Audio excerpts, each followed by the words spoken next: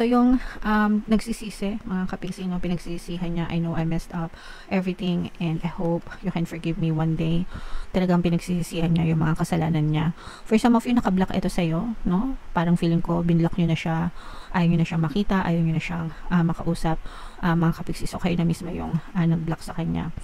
Guys, so, nararamdaman natin na block yung communication and yung parang nadidepress ito, super nalulungkot siya, guys, no?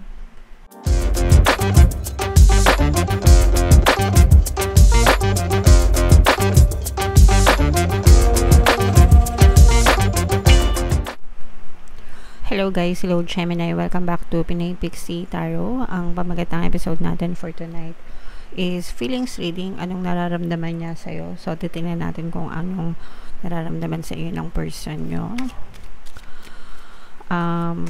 Pwedeng ma-pick up yung energy nyo, pwedeng ma-pick up yung energy ng person nyo, pwedeng magkabaliktad yung roles, mga kapiksi. If in case hindi kayo naka-resonate dito, try nyo panoorin yung video dun sa zodiac sign ng person nyo, baka nandun yung energy nyo, mga kapiksi.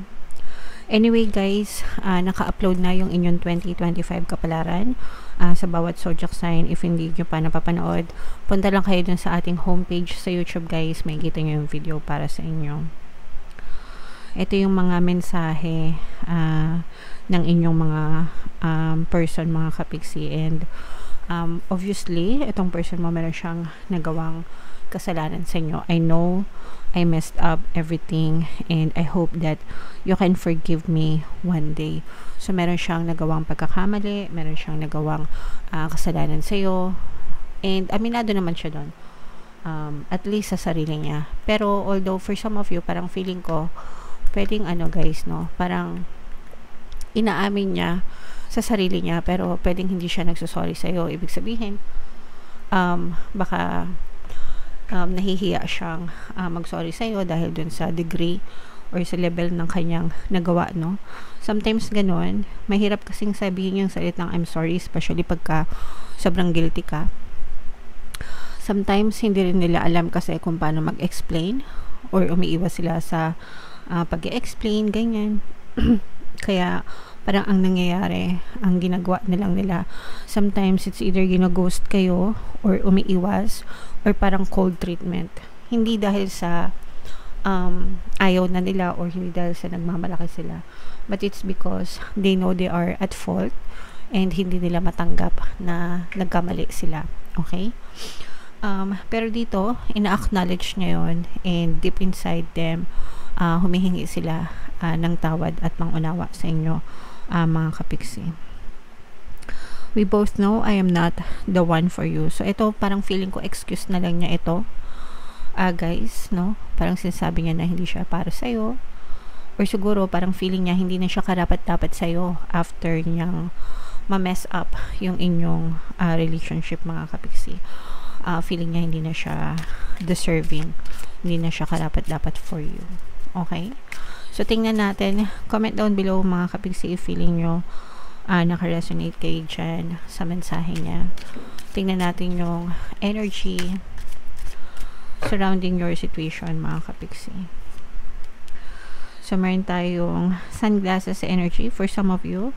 Pwedeng hiwalay na kayo nitong person mo or ghosted, ganyan, or hindi nag-uusap. Pero, this person is still stalking you. Chine-check ka niya palagi sa social media, or kung magkapit-bahay lang kayo, magkabarangay, parang tinitingnan ka niya sa malayo, ganyan. Kung magkasama kayo sa trabaho, parang observing you, patiently observing you from afar. Sumisilay, kumbaga.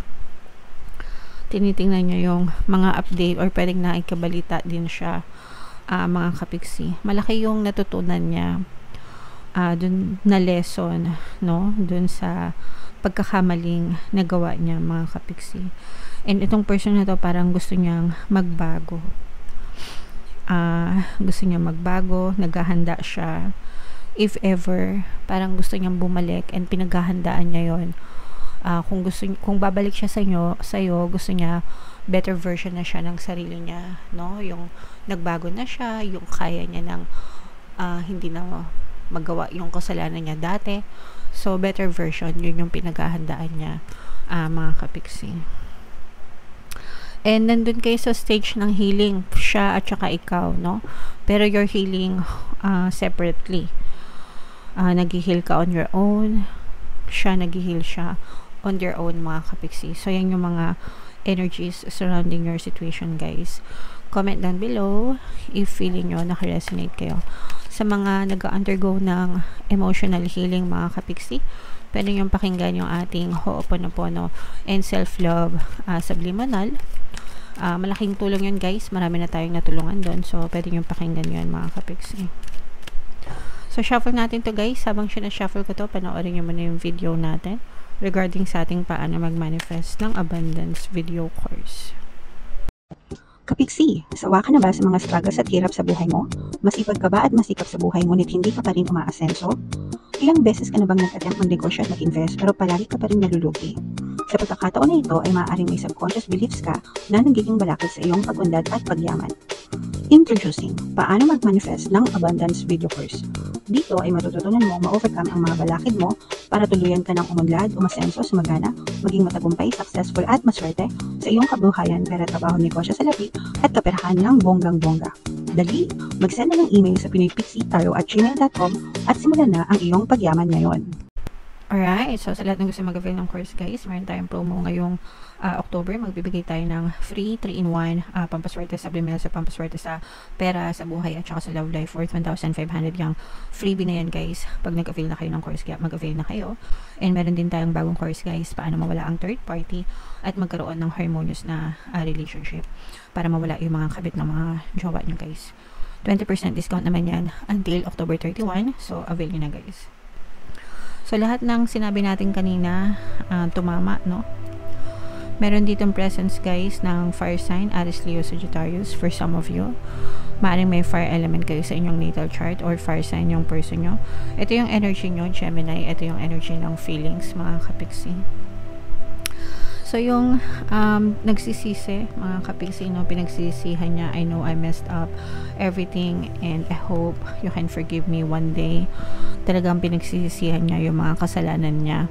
For some of you, nakablock ito sa'yo, no? Parang feeling ko, binlock nyo na siya, ayaw nyo na siyang makita, ayaw nyo na siyang makausap, mga kapiksi. So, kayo na mismo yung nag-block sa kanya. Guys, so nararamdaman natin na block yung communication and yung parang nade-depress ito, super nalulungkot siya, guys, no? Super nalulungkot siya sa nangyari sa relationship nyo. For some of you, there's a third party involved dito sa relationship na to, pero wala na sila nung third party, if ever man na nagkaroon ng third party, kasi parang nagising na itong person mo, na-realize niya yung pagkakamali niya, nagliwanag yung isipan niya the moment na binlock mo siya, the moment na nalaman mo siguro yung tungkol sa third party, parang natauhan itong person mo, super guilty ang peg niya, guys, and gusto niyang magbago, no? Gusto niyang magbago, and yung nakita natin na energy na ina-stock kanya, palagi kanyang tinitingnan, palagi kanyang inaabangan. Tuwing magpo-post ka, inaantay niya na mag-post ka sa social media. Gusto niya makita yung mga pictures mo, and kung babalik siya sa'yo, hindi pa ngayon, kasi nag-aantay pa siya ng tamang timing, tamang tempo, kung hupa na yung galit nyo. Kaya kanya ini-stalk, guys, kasi gusto niyang malaman kung humupa na ba yung galit mo, kung okay ka na ba, kasi natatakot siya na lamunin mo siya. Lamunin mo siya ng buong buo dahil sa kanyang ginawang kasalanan. Bumaba din yung confidence level niya. Actually, parehas kayo. Bumaba yung confidence level niya and bumaba din yung confidence level mo. Siguro parang sa side mo, hindi mo akalain na magagawa niya yun sa'yo. Sa side naman niya, parang hindi niya akalain na kaya mong iwanan siya. Ayan, no, malungkot yung person nyo, mga kapiksi. Ito ay palaging nakikinig ng mga love songs, mga heartbreaking songs, ganyan. Ayan, no, sobrang nagdudusa siya, guys. If ever man na sila pa nung third party, mga kapiksi, nagdudusa din yung kanilang relationship. Syempre, hindi nyo naman yun nakikita, lalo na kung nakikita nyo na nagpo-post sila or nagpo-post siya. Let's say for example, i-stalk mo yung social media niya, tapos nakita mo na nagpo-post siya ng mga pictures kasama yung third party, tapos masaya sila. Hindi totoo yun. For some of them, parang feeling ko third party yung gumagawa nun. Pinapakalaman yung social media account niya, nagpo-post ng mga pictures para magselos ka kasi yung person mo hindi ka maalis sa isip niya. And pwedeng nag-aaway sila nung third party dahil sa'yo kasi nakuha nga nung third party yung jowa mo, pero yung isip at puso naman ng jowa mo nasa iyo pa rin. So nag-aaway sila, pinag-aawayan nila yun. And deserve naman nila yun, guys. Deserve nila ng magulong relasyon kasi sinira nila, no? Sinaktan ka nila. So si universe, sabi ko nga sa inyo guys, si universe yung nagbabalik ng karma. So yun ay dahil sa bad karma nila, mga kapiksi. So hayaan nyo na lang sila, pero ang importante is para sa inyo, kung hiwalay na kayo and you want to move on, mag-move on kayo, mga kapiksi. Pero kung gusto niyo pa silang bigyan ng chance, kayo yung bahala, kayo yung masusunod, di ba? Yeah. So comment down below if ever man naka-resonate kayo, guys, may third party, tapos kayo yung mga legal partners, mga legal wives, pwede nyo guys pakinggan yung ating mga subliminal pampawala ng third party, pampawala ng balakid, para ikaw ang piliin, at saka pampaloyal. So yung apat na yon, pinaka the best combo guys para sa mga may third party situation. Super effective nun guys, may mga nagko-comment na. And pwede rin kayo mag-avail ng course natin guys, paano mawala ang third party at magkaroon ng harmonious na relationship para mawala yung mga kabit, tapos hindi na talaga sila mga kabit kahit kailan. Okay? Alright. So, if interested kayo guys, mag-send lang kayo ng email and comment down below if feeling nyo naka-resonate kayo dito sa reading na to. Ito yung ating 2025 kapalaran guys, panoorin nyo na. And ito naman yung ating success stories ng paano mag-manifest ng abundance video course. Click here to subscribe guys. Ito yung ating mga relationship subliminals. Thank you for liking, sharing, and subscribing. See you again next time. I love you all guys. Have a nice day. Bye-bye.